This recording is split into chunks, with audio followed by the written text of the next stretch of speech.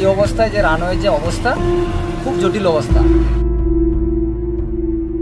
খারাপ হওয়ার জন্য আমরা যেতে ভয় করি। নিম্নমানের কাজ হচ্ছিল এবং কাজ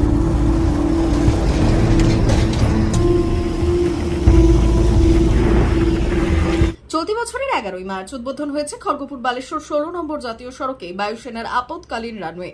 বেতাথানার পোক্তাপোল থেকে শ্যামপুরা পর্যন্ত তৈরি হয়েছে এই রানওয়ে।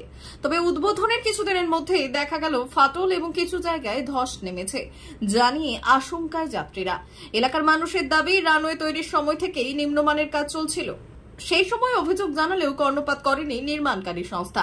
নিম্নমানের কাজের ফলেই বাকরাবাদের কাছে জাতীয় সড়কে ধস নেমেছে। ধস নামায় আতঙ্কিত এলাকার মানুষ। তাদের দাবি, জাতীয় সড়ক কর্তৃপক্ষের পক্ষ থেকে কোন রকম বালিবস্তা ও অন্যান্য উপকরণ দিয়ে ধস রক্ষার চেষ্টা করা হলেও তার টেকে। তবে নিম্নচাপের ফলে টানা 3 দিনের বৃষ্টিতে ফের ধস নেমেছে জাতীয় সড়কের বাকরাবাদী স্কুল মোড়ের কাছে।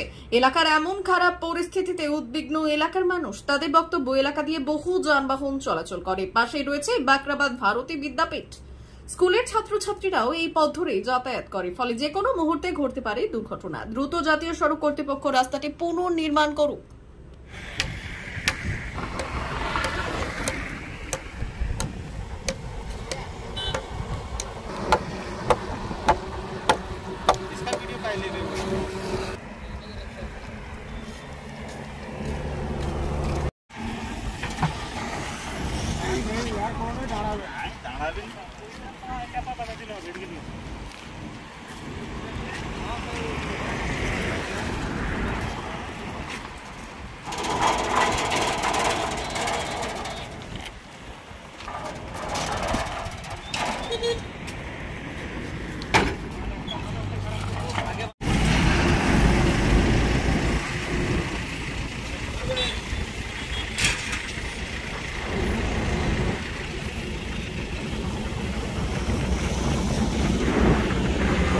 এখানে রানওয়েটা তৈরি হয়েছিল প্রায় বছরখানে আগে শুরু হয়েছে। আর এই অবস্থায় যে রানওয়ের যে অবস্থা খুব জটিল অবস্থা, মাঝখানে এমন ফেটে চৌচির হয়ে জল ঢুকে এমন ফেটে চৌচির হয়ে যে কোনো মুহূর্তে দুর্ঘটনা ঘটতে পারে। সেই জন্য প্রশাসনকে জানিয়ে মোটামুটি একটা কাজ শুরু করছে। কিন্তু পরিবর্তন ব্যাপার একটা কী হচ্ছে, স্কুল বাকরাবাদ হাই স্কুল বাচ্চা ছেলে মেয়ে প্রচুর যাতায়াত করে এখানে। এই অবস্থা থেকে এখানে দুর্ঘটনা ঠেকাতে হলে ইমিডিয়েটলি খুব দ্রুত গতিতে কাজ শুরু করতেই হবে।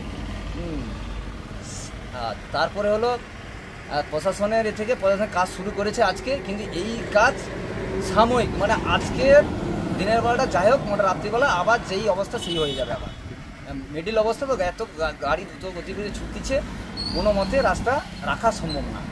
কোন জায়গাটা এটা? এটা বাকরাবাদ হাই স্কুল মোড়। কি নাম আপনার? আমার নাম দুলাল রানা। বাড়ি বাঘুই বাকরাবাদ ভারতীয় বিদ্যাপীঠের ছাত্র। আমরা প্রত্যেক দিন NH-16 ধরে স্কুল যাতায়াত করি এবং গাড়িগুলো খুব দ্রুত গতিতে রাস্তা দিয়ে যায় এবং আমরা যেখানে স্কুল দিয়ে নামি স্কুলে, সেখানে রাস্তা খুব খারাপ হওয়ার জন্য আমরা যেতে ভয় করি। তাই আমরা চাই যেন এই যে আমাদের রাস্তাটা যে খারাপ হয়েছে ওটা খুব দ্রুত সারাই করা হয়। কী নাম তোমার? অরিন্দম দে। কোন ক্লাসে পড়ো? ক্লাস 10 রয়েছে। আমরা 25/2/2023 এটা কমপ্লেন করি, তখন এই জাতীয় সড়কের এটা নিম্নমানের কাজ হচ্ছিল এবং কাজ খুব আন্ডার প্রসেস ছিল, কারণ 2020 সালের মধ্যে এই কাজটা শেষ হওয়ার কথা ছিল। তো কাজটা যেহেতু শেষ হয়নি, আমরা তখন কমপ্লেন করেছিলাম সেক্রেটারি পরিবহন দপ্তর জাতীয় সড়ক কর্তৃপক্ষকে। তো ওনারা আমাদেরকে একটা উত্তর দেন 31/3/2023 যে আমরা কাজ করছি। কন্ট্রাক্টর সে সময় ভালো কাজ করতে পারছিল না, মাল পাচ্ছিল না এবং আপনার কোভিড চলছিল, এই জন্য কাজটা করতে লেট হয়ে গেছিলো। স্পেসিফিক এটা পোক্তাপোল থেকে শ্যামপুরা পর্যন্ত 5 কিলোমিটার। এটা প্রায় আপনার হচ্ছে এয়ারফোর্সের রাস্তার জন্য, এবং এটা স্পেসিফিক কাজটার গুণগত মান খতিয়ে দেখতেন PD, মানে NH প্রজেক্ট ডাইরেক্টর। তো তখন আমরা কমপ্লেন করেছিলাম, ওনারা ইনকোয়ারি করে আমাদের বিভিন্নভাবে রেফারেন্স দিয়ে তো চিঠি পাঠালেন, পাঠিয়ে বললেন যে আমাদের কাজের গুণগত মান ভালো এবং আমরা কাজটা তাড়াতাড়ি শেষ করবেন। এটা ছিল মূল কমপ্লেন। তারপরে কাজের শেষে তো দেখলাম রাস্তা বসে গেছে, ফেটে গেছে।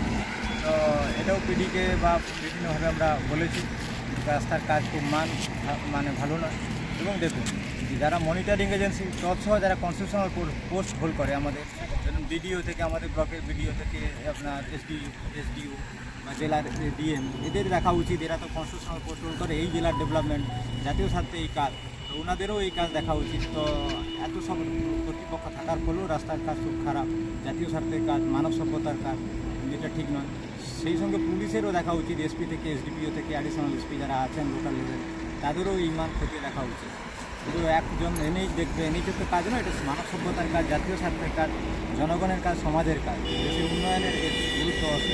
সেই জন্য আমরা সবার কাছে অনুরোধ করবো যে যাতে সবাই এই কাজটার মান খতিয়ে দেখে এবং এই কাজটা আরও ত্বরান্বিত হয় এবং আমার জাতীয় গতি সড়কের যিনি সেক্রেটারি আছেন ভারতবর্ষে এই কাজ দেখার, ওনার কাছে অনুরোধ করবো যাতে কাজটা সুন্দর হয় এবং এবং আরও মানে খারাপ গুণগত মান যাতে না।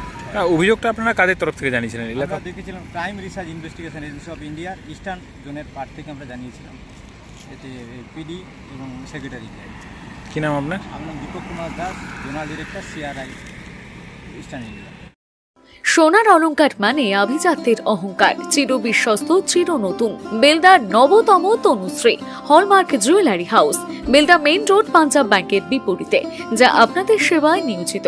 আপনি এখানে পাবেন 100% সোনা, রূপো ও ডায়মন্ড জুয়েলারির আধুনিক নিত্য নতুন ডিজাইনের সমস্ত গহনা। সব পছন্দের সেরা কালেকশনের গহনা পাওয়া যায়। Tanushree hallmark jewellery house, Belda main road, Punjab ব্যাংকের বিপরীতে। যোগাযোগ 9999339860 অথবা 9999349860। বিশেষ দ্রষ্টব্য, আমাদের এখানে গহনার মজুরিতে 10% ছাড় দেওয়া হয় এবং পুরনো হলমার্ক সোনার পরিবর্তে নতুন গহনা কেনার সময় কোনো খাত বাদ দেওয়া হয় না। Tanushree hallmark jewellery house, Belda main road, Punjab ব্যাংকের বিপরীতে।